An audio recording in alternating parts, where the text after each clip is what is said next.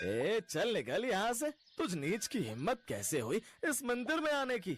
लेकिन पंडित जी, भगवान के द्वार पर तो सभी एक बराबर ही होते हैं। वो तो सिर्फ प्रेम और भक्ति के भूखे होते हैं। फिर उनके लिए भक्त ऊंची जाति का हो या नीच जाति का क्या फर्क पड़ता है?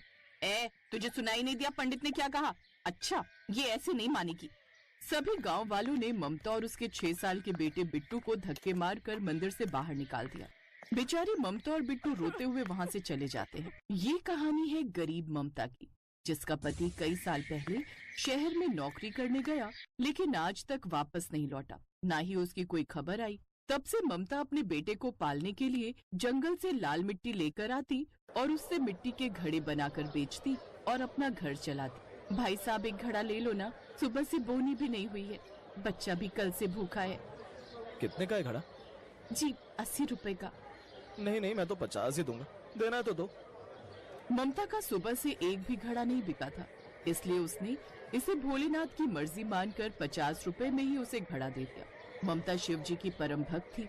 वो हर रोज सुबह तड़के उठकर उनकी पूजा करती और जल चढ़ाती। लेकिन वो छोटी जाति की थी, इसलिए गांव के लोग उसे मंदिर में आने नहीं देते थे। फिर एक रोज, अगर मैं मंदिर नहीं जा सकती तो क्या हुआ, मैं इस मिट्टी से शिवलिंग बनाकर उनकी पूजा करूंगी। ममता ने बहुत ही सुंदर शिवलिंग बनाकर तैयार कर लिया। अब वो हर रोज उन्हें जल चढ़ाती और उनकी पूजा करती। एक रोज, ओम नमः शिवाय, ओम नमः शिवाय। बिट्टू, ओ बिट्टू, चल बाजार चलते हैं, घड़े बेचने के लिए देर हो रही है। माँ, आज मैं नहीं जाऊंगा। आज मैं श्यामू और राजू जंगल में लगे जामुन के पेड़ से जामुन तोड़ने जाएंगे। अच्छा ठीक है, लेकिन ध्यान से जाना।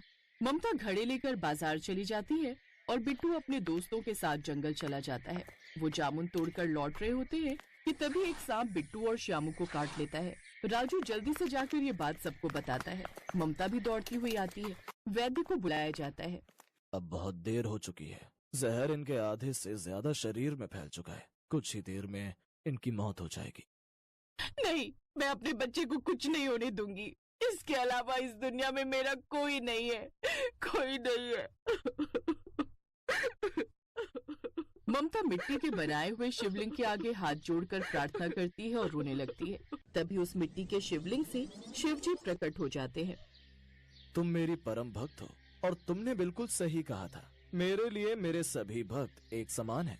मैं तुम्हारी भक्ति से प्रसन्न हूँ। आज से तुम्हारे सभी कष्ट खत्म हो जाएंगे। इतना कहते ही शिव जी अंतर्ध्यान हो गए। बिट्टू और श्यामू पूरी तरह से ठीक हो गए और ममता की झोपड़ी भी एक बड़े घर में बदल गई, जिसमें ढेर सारा धन था। ये चमत्कार देख सभी गांव वाले हैरान रह गए। अब उनको अपनी गलती का एहसास हुआ।